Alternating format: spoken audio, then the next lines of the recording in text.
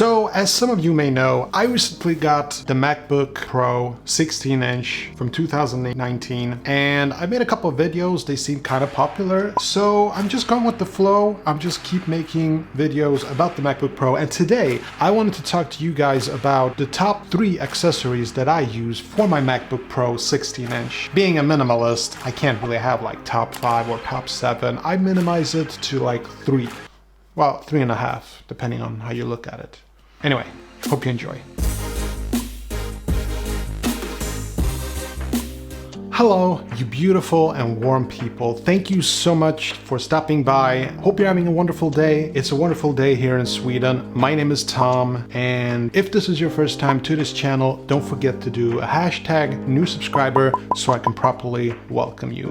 And please keep asking those questions about the MacBook Pro 16-inch. I'm just happy to help if there's anything I can help with. Today we're going to be talking about accessories, but before I get into that, I just really want to say thanks from the bottom of my heart for all the support and wonderful comments that you guys have been giving me on my recent videos. I've been doing my best to answer all your questions as good as I can, so at the end of this episode I'm gonna try to answer some more questions. Okay, but enough chit chat, let's get started. Okay, so the first thing I want to share with you is this. This is the Samsung USB-C drive, 256 gigabytes. By the way, I'm gonna put a link in the video description to like a kit that I built of my favorite accessories for the MacBook Pro. Well, it's gonna be a short list, it's just 3 items basically.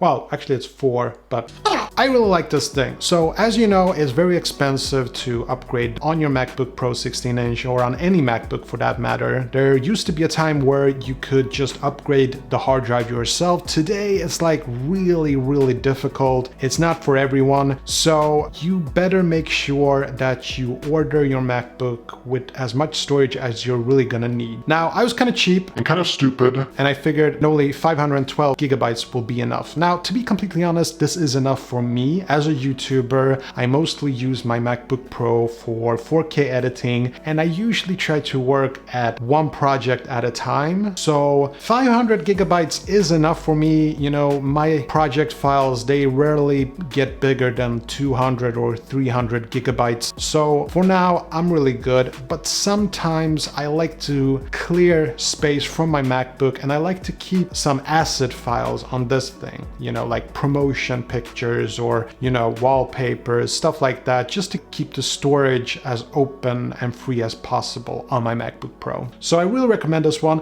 It's not the fastest USB drive on the market, but it has USB-C, as you can see. Get it? See, as you can see. Anyway, but you can also remove this part and you can turn this into a regular USB flash drive. And I think that's very practical and handy. This comes in different sizes, but I use 256 gigabytes. It's good enough for me. So I really like this thing and I use it like every day. And it's very small actually. So I really like it. Okay, the second one is this, the Apple AirPods. I know everybody who's trying to look flashy and every Apple sheep uses Apple AirPods. But the truth is, you know, when I first saw these things, I felt like they looked stupid and unnecessary. You know, I didn't mind the whole wireless thing, but I couldn't see myself using these things. And now I use these like 3 hours per day. These are magical. These are wonderful. I use them all the time. And I actually only use them for my MacBook Pro. I don't connect them to my TV or to my smartphone. I only connect them to my MacBook Pro because the thing about Bluetooth is that it usually remembers only the last thing you connected it to. So the moment I pop this thing open and put these in, it works instantly, and I really like that. I'll be honest, it's like really quick to sync this thing up with all my devices, but I just prefer to use this only with my MacBook. So I really enjoy the Apple AirPods. Now the third thing on my list is this. This is the Kingston SD card reader. I've had this thing for years and they still sell it. It's super high quality. It's all metal. Well, almost. There's a bit of plastic here also, but it's super high quality. It's fast. It's reliable. You know, you can connect regular SD cards and micro SD cards, but since it's regular USB, I need to use an adapter. I've used a couple of dongles, I've tested a few, and my experience with dongles has been bad. Either it doesn't connect or it gets like really hot. Like, I don't understand why everything about the MacBook Pro has to be hot. If it's not the computer, it's the dongles. So my experience with dongles hasn't been good, but this thing has just been working superbly. And also, if I do want to put something else with regular USB,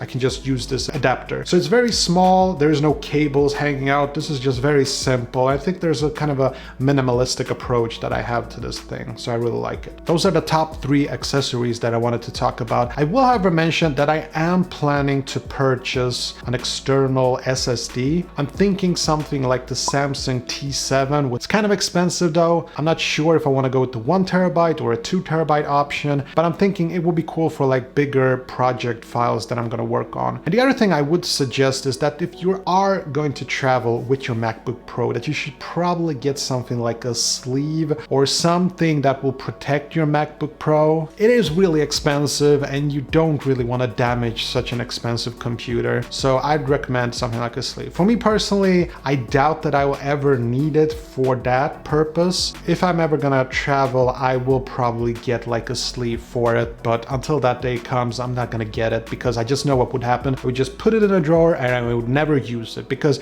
I'm kind of boring. I spend most of my time at home, especially this year for some reason.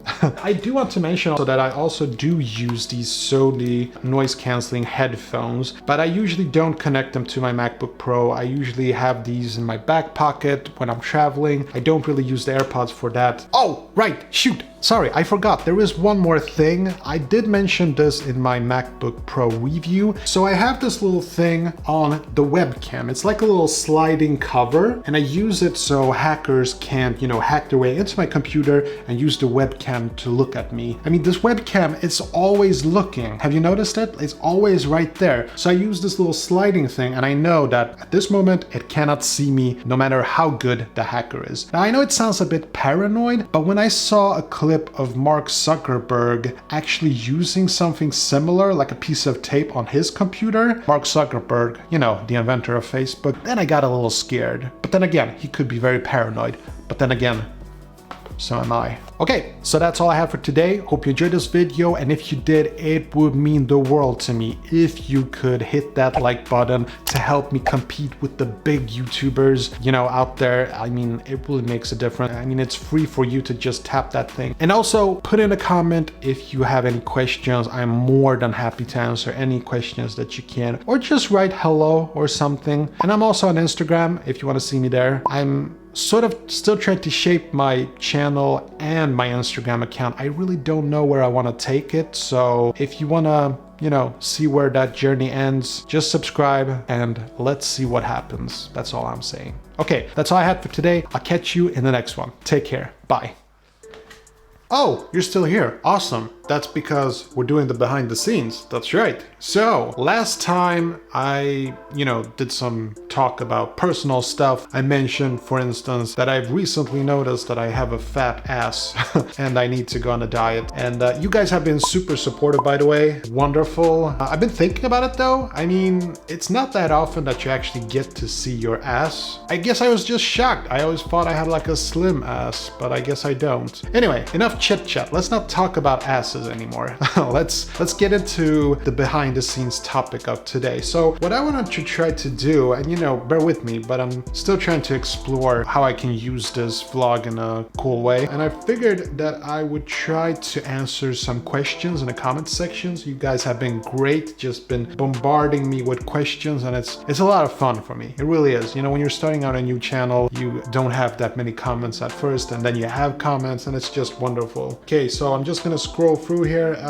Let's see. Jack Wan, do you have loud fan noise when it connects to an external display? Actually, I haven't tested to connect my MacBook Pro to an external monitor. I do have an LG 4K 27-inch monitor. I've been thinking about testing it, but to be completely honest, I just think that this screen is big enough, so I haven't really felt the need to connect it to something bigger. I have a different computer connected to it, but I'm sort of getting rid of this old computer first. So I don't know. I'm gonna gonna try it, but I think I know what you're talking about. I've heard about this problem, about the fans kicking up when you connect it to an external. That's because, this is just what I heard, there's something connected to the discrete GPU. So I would suggest to test the GPU software, the app that I recommended in my previous video. And you can basically disable the discrete GPU, or you can just test your way and see what setting works best. Try it, but me personally, I haven't tested it, I'm sorry.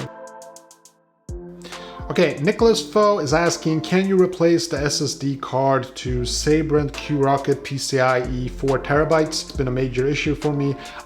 I haven't. I think that when you're getting yourself a MacBook, the last thing you want to deal with is, tweaking and fixing on the inside. I think it's possible from a technical standpoint, but it's really difficult. It's not the same as switching out the SSD drive in your desktop computer. Correction, I'm not talking about the iMac. The iMac is even more difficult, and on the MacBook Pro. Now, I have tested to exchange the SSD drive on a previous MacBook, and I did have a lot of problems with that. I think that Apple is making it extra difficult to replace components on the inside. So I would not recommend it, but I would recommend connecting it to an external SSD or the flash drive that I recommended previously.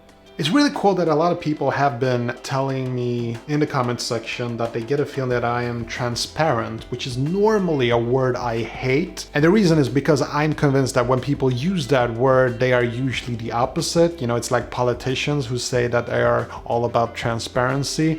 But I really appreciate the fact that people seem to think that I'm honest and transparent. I think that's really cool, and I'm really gonna try to focus on that. I think there is a huge need for transparency on YouTube, because I think that there's a lot of people right now that are just basically trying to do clickbait titles and sell merch and use affiliate links. And to be completely honest, I do have affiliate links connected to this site, but other than that, I'm gonna try to be as honest as I possibly can in the future.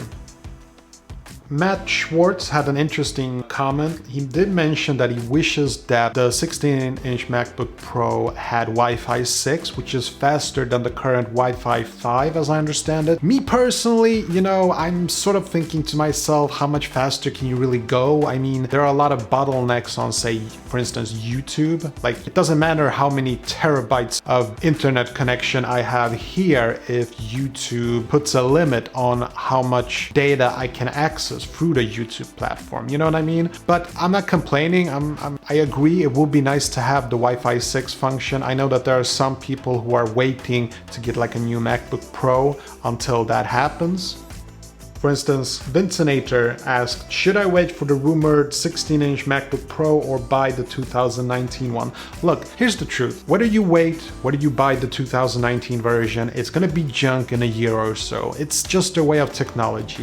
You can never wait for the right moment to buy something. It's still gonna be junk. So personally, my recommendation is something that you need at this moment. And in the future, if you feel like it isn't fast enough for your needs, or it doesn't have all the features that you need, then you're gonna have to upgrade, because like it or not, you will have to upgrade no matter what option you go with here. I think that the MacBook 16-inch is pretty much flawless. I don't believe that there's gonna be a lot of new upgrades. I mean, they fixed the keyboard on this version, they fixed the escape button, the arrow keys, they fixed so much with the 16-inch that I personally don't think that there is gonna be a lot of new things that is worth waiting for in the newer version. My recommendation, buy today and you're gonna upgrade in a couple of years from now. Thank you so much for all the comments. Please keep sending me comments and questions, and I'll try to answer them as quickly and as good as I possibly can. If I can't answer them correctly, then I'll just say that I don't know the answer. I'll try to be as honest and transparent as I can be. There I go with that word transparency. I don't like that word. Anyway, until next time, this is Tom signing out. I'll see you later.